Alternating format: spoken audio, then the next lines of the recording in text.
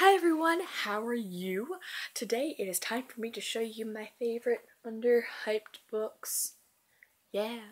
Some of these are underhyped books, some of these are underhyped series, and some are underhyped authors. And sometimes if it's a series, I might not have read all of them yet, or have not read everything from that author, this particular, you know what I'm saying. But I'll explain them as I go along, and these are just books that I saw Whitney did this video, and I hope she doesn't mind that I'm doing it. But it's just a video that's giving love to books that don't get enough notoriety on BookTube, that you might have heard of but you don't know too much about.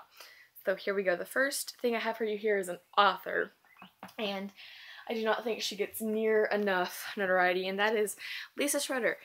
And I don't have my favorite book from her because I use that as a library book, but this is the first one I read, I Heart You, You Haunt Me. And she writes books in verse. And then her other one is Chasing Brooklyn. And this is one I have not read yet, and this is not in verse, is it? Oh no. But it's called Falling for You. So I have not read this one yet, like I said, and there's going to be some that I haven't read. However, my favorite one is Far From You. So I highly recommend that one. These are both relatively similar, actually. I think I preferred this one more. But these are both about people whose boyfriends died, and like these two girls, both boyfriends died, and then there's like kind of like paranormal aspects. And I haven't read this, but this is about, okay, so this girl is dating a guy, she has an abusive stepfather, but Nathan's the guy, and he starts to get like clingy or whatever, so sounds awesome. But Lisa Schroeder does not get enough notoriety because I've never read books in verse before I Heart You, You Haunt Me, and I found out about this from Whitney, so thank you, Whitney.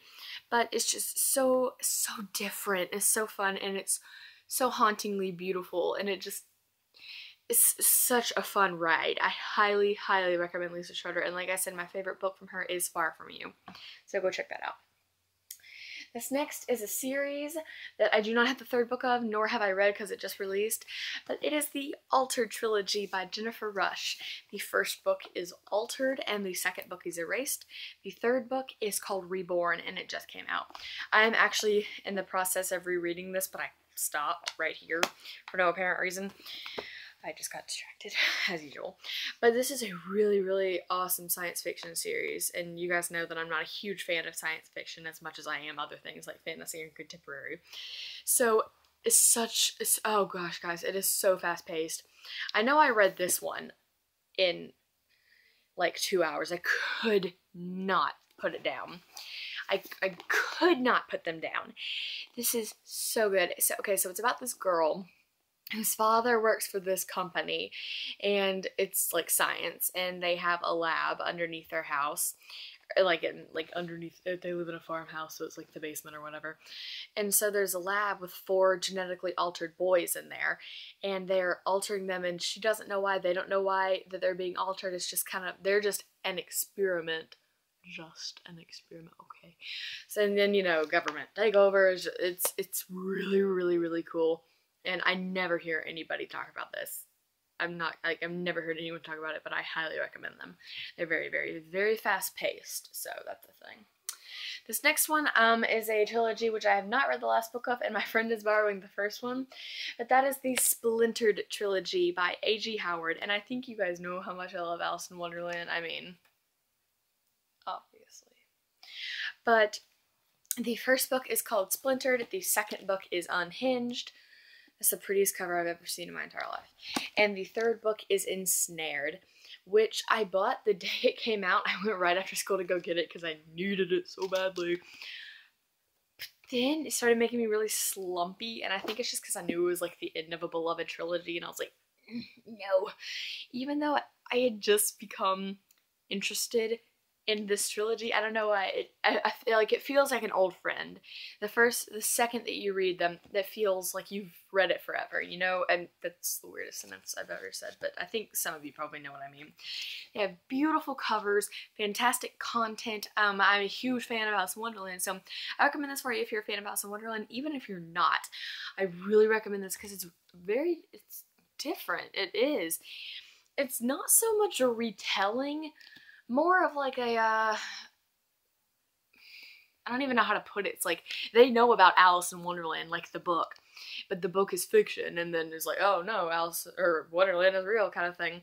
But it's a lot darker and it's a lot more twisted, but it's beautiful. It's some of the prettiest writing ever, and these are debut books, and I'm very, very impressed by H.G. Howard, and I am looking forward to reading more of her work. So I highly recommend these books, even though I've only read the first 2. This next series, there are only 3 books out so far, but I have read all 3 and loved each one immensely, and that is the Falling Kingdoms series by Morgan Rhodes, consisting of Falling Kingdoms, Rebel Spring, and Gathering Darkness by Morgan Rhodes, like I said. And I know that people have heard of it. I know I've talked about this on my channel because I really, really, really like these books. But I feel like Throne of Glass gets a lot more hype than this series does, but if you're looking for something similar to Throne of Glass on kick butt epicness awesomeness levels, I highly recommend this just because it is high fantasy, so there's similar elements. I'm not going to say it's the same because somebody will be like, you idiot, they're not the same, they're completely different, because I also don't like it when people compare books like, oh, it's just like the Hunger Games because it's dystopian or whatever. So I'm not saying it's like Throne of Glass because it's high fantasy. I'm just saying it has very similar qualities in the fact that magic is kind of like, no, and characters are kind of similar, but also it's kind of like if you like this, then you'll like this. If you like Throne of Glass, then you'll love these because they're so action-packed, high fantasy princesses and romance that just makes you want to cry because nobody will just admit that they love each other. And ships, guys, the ships in here are so intense. But first book is Falling Kingdoms. I highly recommend. I have a review up, and that was like my second video I posted, so it was not a very good video. And the last book I have are the first 2 books in a trilogy that I've only read the first one for, but I feel the need to point this out anyway. And I know you guys have heard of this, but no one will talk about it, and that is Dorothy Must Die by Danielle Page. The first book, oh gosh, that feels so awesome. First book is Dorothy Must Die, and then the second book, which I just recently bought, is The Wicked Will Rise, and it's so tiny. Look at this. Look at the difference. It's so tiny. Like, what? What even? And guys, can please stop just for 1 second.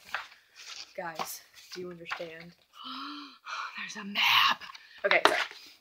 Okay, so while I get this back on, the first book is Dorothy Must Die, and it's about it's not a retelling of The Wizard of Oz, but more of a continuation of Oz, which is the freaking coolest thing I have ever heard of in my entire life.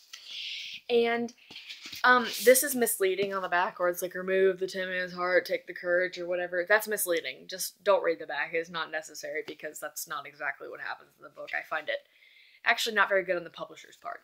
But anyway, excellent, excellent, excellent book. I know that once it first came out, everybody was kind of like, oh, Dorothy Must Die. And especially Whitney. I know that I don't even know if she's read it yet. Whitney, you need to read it. But I know I saw her haul it. I think she's the one who first got me interested in it. And no, she has read this. I don't even know. I'm sorry. But I'm going to film a review for this because it has been requested. But this is, like I said, it's kind of a continuation where Dorothy comes back, and she is no longer the sweet little Kansas farm girl she was, but she is now a dictator, and she went power hungry and just became insane. She became a dictator, the ruler of Oz, and, well, she needs to go. Dorothy must die. Yeah, she does. So, but violence is never the answer. Anyways, so I highly recommend this one, and I know that I'm going to love this one, so I feel as though I should probably go ahead and recommend this one too. So, that was my Underhyped Books video. Tell me down below if you guys have any underhyped books that most people don't know about, because I love finding out new books that people recommend. Like, if people are like, hey, you should read this, I'll be like, okay, and I will literally go buy it. Do not think that your comment will just go unnoticed, because I will go buy it. If you mention it, I will buy it.